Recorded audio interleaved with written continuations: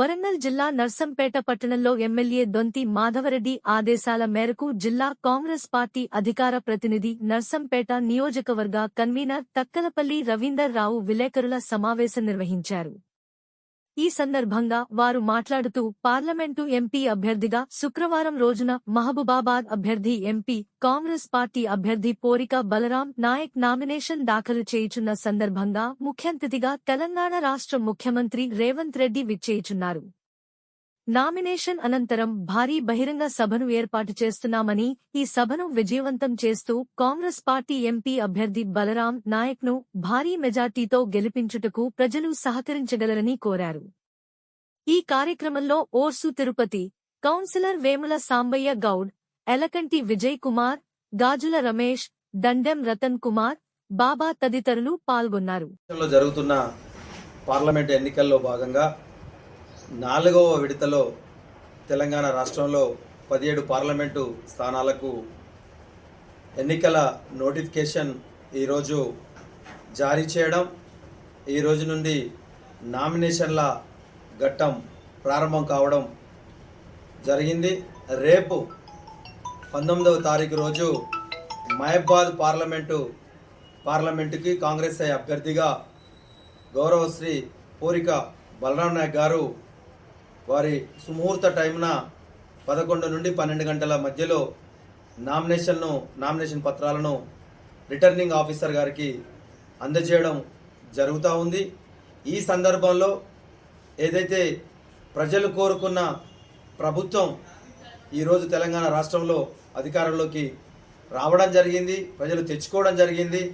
ఈ సందర్భంలో తెలంగాణ రాష్ట్ర ప్రభుత్వం 4 నెలలుగా పరిపాలనను సాగిస్తూ ఎన్నికలకు ముందు ఏదైతే చేశామో ఒక్కొక్క గ్యారంటీ పథకాన్ని కూడా అమలు చేసుకుంటూ ముందుకు సాగుతున్న ఈ తరుణంలో పార్లమెంటు ఎన్నికలు రావడం జరిగింది.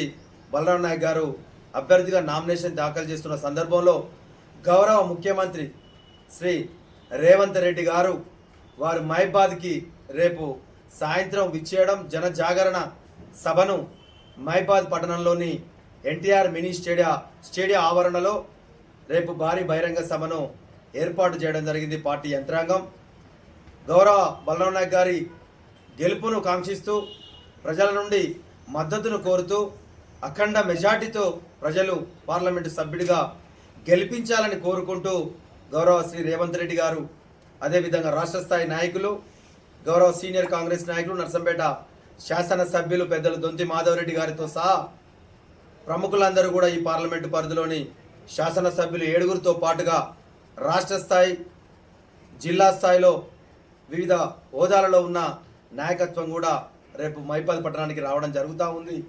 కాబట్టి తప్పకుండా ఈ యొక్క ఏదైతే మేము కాంగ్రెస్ పార్టీ ఆశించినామో, ప్రజలు కోరుకున్నారో అదే రీతిలో పాలన సాగుతుంది. కాబట్టి ఈ యొక్క పాలన మరింత ప్రజలకు సంక్షేమ ఫలాలు, ఆర్థిక ఫలాలు అందాలి అంటే కాంగ్రెస్ పార్టీ అండగా నిలవాల్సిన బాధ్యత ఉన్నదని చెప్పి తెలంగాణ రాష్ట్ర ప్రజలు గుర్తిస్తూ ఈ పార్లమెంట్ ఎన్నికల్లో కూడా 17 పార్లమెంటు స్థానాలకు 12 నుంచి 14 పార్లమెంటు స్థానాలు తప్పకుండా కాంగ్రెస్ పార్టీ గెలవబోతుందని ఇప్పటికే సర్వేలు చెబుతూ ఉన్నాయి. ఇంకా గెలుపు అవకాశాలు పెరిగే అవకాశాలు కూడా ఉన్నాయి. కాబట్టి దీనికి ఏదైతే రాష్ట్ర ప్రజలు కోరుకున్న విధంగా రేపు మహబాద్ పార్లమెంటు పరిధిలోని మహబాద్, డోర్నకల్, ఇల్లందు, నర్సంపేట నియోజకవర్గాల నుంచి ప్రజలు విచ్చేసే రీతిలో ఈ యొక్క కార్యక్రమాన్ని జనజాగరణ సభను నిర్దేశించడం జరిగింది. గౌరవ పార్లమెంట్ ఇన్ఛార్జి తుమ్మల నాగేశ్వరరావు గారి ఆధ్వర్యంలో కార్యక్రమాన్ని కూడా తీసుకోవడం జరిగింది. కాబట్టి ఈ 4 అసెంబ్లీ నియోజకవర్గాలలో ప్రజలు సుమారు 70 నుంచి 1,00,000 మంది స్వచ్ఛందంగా తరలి వచ్చే రీతిలో ప్రజల నుంచి స్పందన కనిపిస్తూ ఉంది. ఈ భారీ బహిరంగ సభలో నర్సంపేట నియోజకవర్గం నుంచి మాకు ఇవాళ గౌరవ శాసనసభ్యులు గారు ఏదైతే గ్రామ స్థాయి నుండి నియోజకవర్గ స్థాయి వరకు సమీక్షలు జరిపి ఈ బహిరంగ సభకు తరలి వచ్చే యొక్క ప్రజల నుంచి ఎంతమంది రాగలరని చెప్పి కూడా పార్టీ శ్రేణుల నుంచి కాంగ్రెస్ పార్టీ నాయకత్వంతో పాటు అనుబంధ సంఘాల ప్రతినిధులందరి నుంచి కూడా సమాచారాన్ని సేకరించడం జరిగింది. వారి నుంచి వచ్చిన ఫీడ్బ్యాక్ను చూస్తే స్వచ్ఛందంగానే 15 నుంచి 20 వేల జనం కాంగ్రెస్ పార్టీ అభ్యర్థి గెలుపు కోసం నర్సంపేట నియోజకవర్గం నుంచి జనజాగరణ సభ విజయవంతం కోసం తరలి రావడానికి సిద్ధంగా ఉన్నట్టుగా మాకు కనిపిస్తూ ఉంది. తప్పకుండా ప్రజలందరూ కూడా స్వచ్ఛందంగా తరలి వచ్చే రీతిలో ఈరోజు వస్తారని, కాంగ్రెస్ పార్టీని దీవిస్తారని, బలరాం నాయక్ గారిని భారీ మెజార్టీ గెలుపులో నర్సంపేట నియోజకవర్గ మెజార్టీ కూడా అత్యధికంగా ఉండే రీతిలో కూడా నియోజకవర్గ ప్రజలు ఆ విధమైన సహకారం అందిస్తారని తెలియపరచుకుంటూ ఈరోజు రాష్ట్రంలో పరిణామాలు 4 నెలల క్రితం వచ్చిన కాంగ్రెస్ పార్టీ ఒక్కొక్క గ్యారంటీ పథకాన్ని అమలు చేయడం జరుగుతూ ఉంది. మహిళలకు ఏదైతే ఉచిత బస్సు ప్రయాణం కానివ్వండి, లేక గ్యాస్ కానివ్వండి, లేక కరెంటు జీరో బిల్లులు కానివ్వండి, తర్వాత ఆగస్టు 15లో ఏదైతే 2 లక్షల రుణాల మాఫీ కానివ్వండి, 2 లక్షల రుణమాఫీని కూడా ఆగస్టు 15 నుంచి అమలు చేయబోతాను కూడా చెప్పడం కూడా జరిగింది.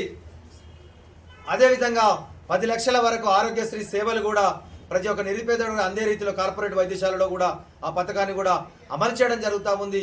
ఇవే కాకుండా మహాలక్ష్మి పథకం ఏదైతే చెప్పామో ఆ పథకాన్ని కూడా అమలు చేసే రీతిలో ప్రభుత్వం కసరత్తులు కూడా చేయడం జరుగుతూ ఉంది.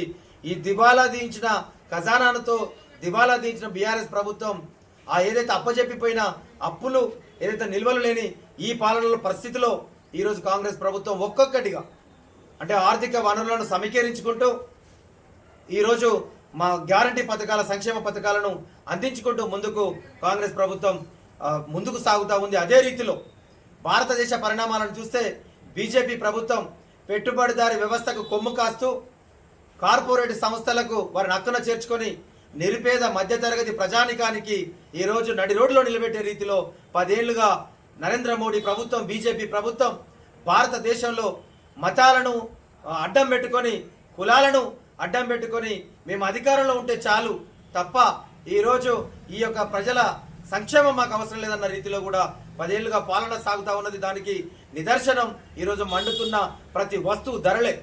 నిత్యావసర వస్తువులు కానివ్వండి, లేక కరెంటుది కానివ్వండి, ఏది తీసుకున్న పెట్రోల్, డీజిల్, ఏ గ్యాస్ మొద్దు ఏది తీసుకున్నా కూడా ఈరోజు ధరలు మండిపోయి 10 ఏళ్ల క్రితం వరకు 40 ఏళ్ళు ఏ రేషియోలో పెరిగిన రేట్లు 2014 నుండి 24 వరకు బీజేపీ ప్రభుత్వం, ఎన్డీఏ ప్రభుత్వం అధికారంలోకి వచ్చాక ఏ రీతిలో పెరిగిపోయినాయో ఈరోజు విశ్లేషకులు కూడా ముక్కున వేలేసుకున్న రీతిలో ఈరోజు ఆ పాలన బీజేపీ ప్రభుత్వం సాగిస్తూ ఉంది. ఇంకా అదే కాకుండా పెద్ద ప్రమాదం కూడా పొంచుకొస్తూ ఉంది. వాళ్ళ అధికారాన్ని నిలబెట్టుకోవడం కోసం ఆ రోజు గౌరవ శ్రీ భారతరత్న బిఆర్ అంబేద్కర్ గారు రచించిన రాజ్యాంగాన్ని ఈరోజు దాని తర్వాత అయినా కూడా అధికారంలో తెచ్చుకుంటేనే మాకు సంక్షేమ అభివృద్ధి ఫలాలు అందుతాయని ఏదైతే తీర్పిచ్చారో రేపు పార్లమెంట్ ఎన్నికల్లో కూడా ప్రజాస్వామ్యాన్ని కాపాడేది కాంగ్రెస్ పార్టీ ఆధ్వర్యంలోని ఇండియా కూటమి అనే విషయాన్ని కూడా ప్రజలంతా కూడా, దేశ ప్రజలంతా కూడా గమనిస్తూ ఉన్నారు.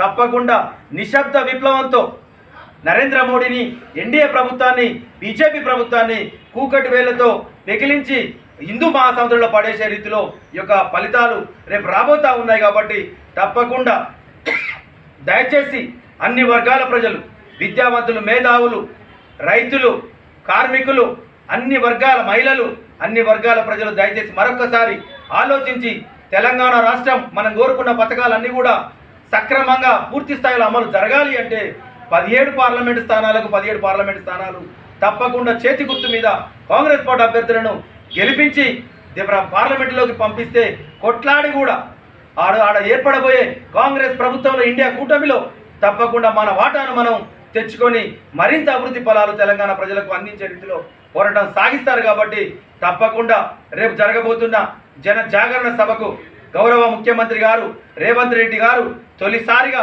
వరంగల్ ఉమ్మడి జిల్లాలో అడుగుపెడుతూ మహబూబాద్ గడ్డ మీద మహబూబాద్ పార్లమెంటు స్థాన గెలుపు కోసం వారు విచ్చేస్తున్నారు. కాబట్టి వారికి అపూర్వమైన, అఖండమైన స్వాగతం ఈ పార్లమెంటు పరిధిలోని ప్రజలందరూ కూడా స్వాగతించి రేపు కాంగ్రెస్ ప్రభుత్వం 10 కాలాల పాటు చల్లగా సాగే రీతిలో, ఈ ఫలాలు అందరికీ అందించే రీతిలో, మరొకసారి రేవంత్ రెడ్డి గారికి బలం చేకూర్చే రీతిలో, బలరాం నాయక్ గారిని అత్యధిక మెజార్టీతో గెలిపించే రీతిలో రేపు నామినేషన్ వేస్తున్న సందర్భంలో నిర్వహిస్తున్న భారీ బహిరంగ సభను విజయవంతం చేయాలని కూడా మీ ద్వారా గౌరవ శాసనసభ్యులు పెద్దలు దొంతి మాధవరెడ్డి గారి తరపున జిల్లా అధికార ప్రతినిధిగా, నర్సంపేట నియోజకవర్గ కాంగ్రెస్ పార్టీ కన్వీనర్గా నేను మిమ్మల్ని విన్నవించుకుంటున్న, చేతులు జోడించి కోరుకుంటున్న, చేతి గుర్తుకు ఓటేసి కాంగ్రెస్ పార్టీ పార్లమెంట్ అభ్యర్థిని మరోసారి గెలిపించే రీతిలో, మాకు ముందుకు సాగే రీతిలో ధైర్యాన్ని ఇవ్వాలని కూడా మీ ద్వారా కోరుకుంటున్నా. Thank you. నమస్కారం.